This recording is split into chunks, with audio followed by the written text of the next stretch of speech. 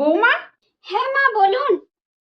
বলছি তুমি খোকার কাছ থেকে মাসিক খরচা চেয়েছো হ্যাঁ 6,000 টাকা করে। তুমি 6,000 টাকা নিয়ে করবে কি? আরে সামান্যই তো চেয়েছি, মাসে 6,000 টাকা করে চেয়েছি।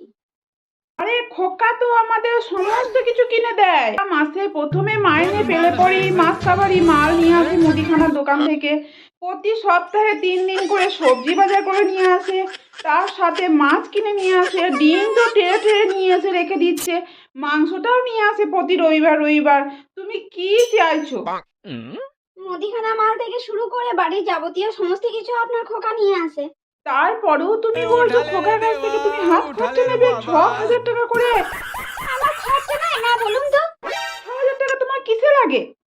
আরে মাসে একবার করে বিউটি পার্লার যেতে হয় না, ফেসিয়াল করতে, ভ্রু প্লাক করতে। হ্যাঁ, মাসে একদিন করে বিউটি পার্লারে গিয়ে ওই ভুরু টুরু প্লাক করে আসলেই হবে। তো মাসে একদিন যদি ভুরু প্লাক করে আসো তাতে কি 6,000 টাকা লাগে? হ্যাঁ 6,000 টাকা লাগে না ঠিকই, তুমি আমাকে হিসাব দাও 6,000 টাকা, আমি খোকাকে বলবো যে হ্যাঁ দে। তবুও তো আমার একটা খরচা আছে, বলুন। তুমি আমাকে হিসাবটা দাও যে তুমি 6,000 টাকা কেন নেবে সেটা বলো। আচ্ছা আমি আপনাকে হিসাবটা ধরিয়ে দিচ্ছি। হ্যাঁ, আচ্ছা আমাদের বাড়িতে যে বাসন মাজে, ঘর মোছে, কে করে বলুন তো? কেন তুমি করো? ওইগুলো যদি একটা লোক রাখতেন কত টাকা নিত বলুন তো? কাজের লোক রাখলে পরে তো এখন 1,500-2,000 টাকা নিচে নেবে না, 1,500-2,000 টাকা তো নেবেই। আপনার জামা কাপড়, আমার জামা কাপড়, আমার মেয়ের জামা কাপড়, আপনার ছেলে জামা কাপড়, সমস্ত কিছু কাচা আয়রন করা কে করে বলুন তো? তুমি করো। ওইগুলো যদি লন্ড্রিতে দিতেন কত টাকা লাগতো বলুন তো? লন্ড্রিতে দিয়ে কাচাতে গেলে পরে তো এতগুলো জামা প্যান্ট কাচতে মাসে 2-3 হাজার টাকা লেগেই যাবে। বাড়ির রান্না যাবতীয়, আপনার জল খাবারের ব্যবস্থা করা, আমাদের মা মেয়ের জল খাবারের ব্যবস্থা করা, আপনার ছেলের জল খাবারের ব্যবস্থা করা কে করে বলুন তো? তুমিই তো করো। সমস্ত কিছু তো আমিই করি।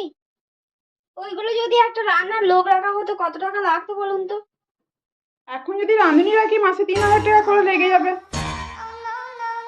তাহলে আপনি হিসাব করুন, 2,000 টাকা, 1,500 টাকা, আর 3,500 টাকা, আর 2,000 টাকা, 2, 4, 1.5 আর 3.5 হচ্ছে 5,000 টাকা।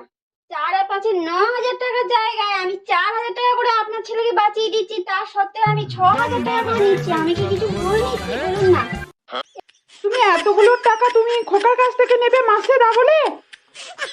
এটা তো একটু লাগবেই, গৃহবধূ বলে কথা, এইটুকুনি খরচা তো একটু দিতেই হবে।